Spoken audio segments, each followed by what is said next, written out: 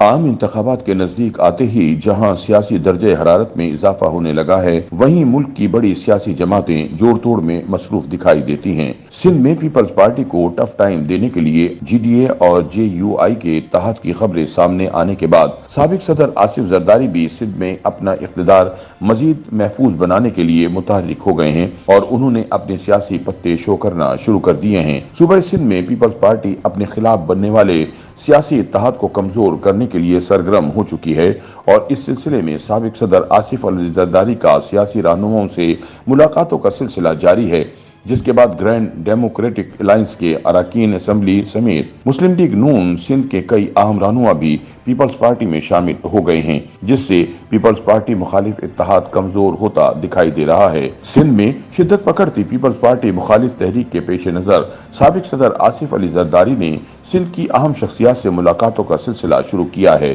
انہوں نے پہلے مرحلے میں گرینڈ ڈیموکریٹک الائنس کے مضبوط امیدوار علی گوہر خان مہر سے کامیاب ملاقات کی۔ سابق صدر سے ملاقات کے بعد علی گوہر خان مہر نے باقاعدہ طور پر پاکستان پیپلز پارٹی میں شمولیت کا اعلان کیا ہے۔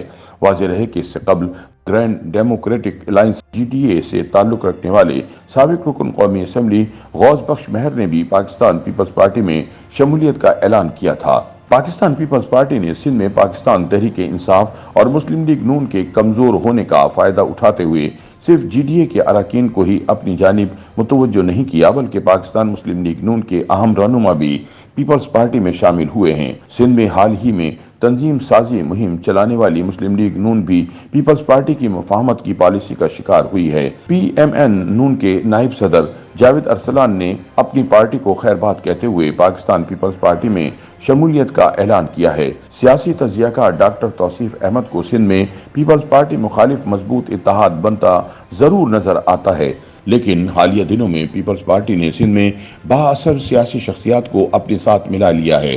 ان کے مطابق اس سے اندرون سندھ میں پیپلز پارٹی کی صورتحال ایک بار پھر مضبوط ہوتی دکھائی دے رہی ہے۔ تاہم جب تک الیکشن شیڈول کا اعلان نہیں ہو جاتا، کچھ بھی کہنا قبل از وقت ہوگا۔ واضح رہے کہ سندھ میں پیپلز پارٹی مخالف اتحاد کے لیے متحدہ قومی موومنٹ گرینڈ ڈیموکریٹک الائنس اور جمیعت العلماء اسلام فے کی جانب سے اتحادی حکومت کی مدت ختم ہونے سے قبل ہی ملاقاتوں کا سلسلہ شروع ہو چکا تھا۔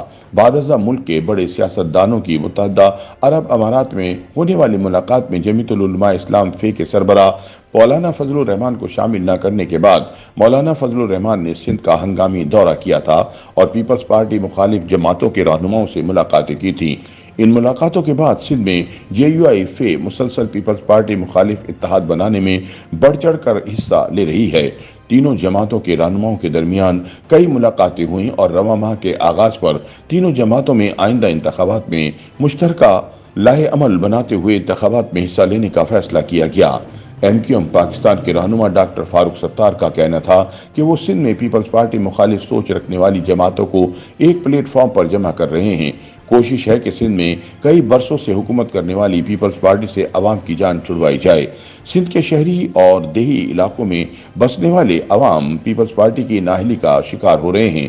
انہوں نے مزید کہا کہ M Q M Pakistan Grand Democratic Alliance اور جے یو آئی سندھ میں آئندہ انتخابات میں ایک بڑی قوت کے طور پر نظر آئیں گے۔ خیال رہے اس حقیقت میں کوئی شبہ نہیں کہ پیپلز پارٹی کے خلاف ہر دور میں اتحاد بنتے رہے۔ سندھ میں پیپلز پارٹی مخالف اتحاد کی سرگرمیاں تیز ہونے پر پیپلز پارٹی نے بھی روٹوں کو منانے اور سندھ کی بااثر شخصیات کو اپنے ساتھ ملانے کے لیے سرگرمیاں تیز کر دی ہیں۔ سابق صوبائی وزیر اور پیپلز پارٹی کے رہنما شرجیل انعام میمن کا کہنا ہے کہ ماضی میں بھی پاکستان پیپلز پارٹی کے خلاف کئی اتحاد بن چکے ہیں۔ عوام نے پیپلز پارٹی مخالف قوتوں کو ہمیشہ ووٹ کے ذریعے جواب دیا ہے اور اس بار بھی عام انتخابات میں عوام انہیں جواب دیں گے۔ YouTube پر گوگلی نیوز دیکھنے کے لیے youtube.com کی سرچ بار میں googly news T V type کریں۔ گوگلی نیوز کے پیج پر سرخ رنگ کے سبسکرپشن والے بٹن پر کلک کرنا نہ بھولیے۔ YouTube پیج پر اپلوڈ ہونے والی ویڈیوز سے باخبر رہنے کے لیے بیل آئیکن پر کلک کیجیے۔ آپ کو ہر نئی ویڈیو کے بارے میں نوٹیفیکیشن موصول ہو جائے گا۔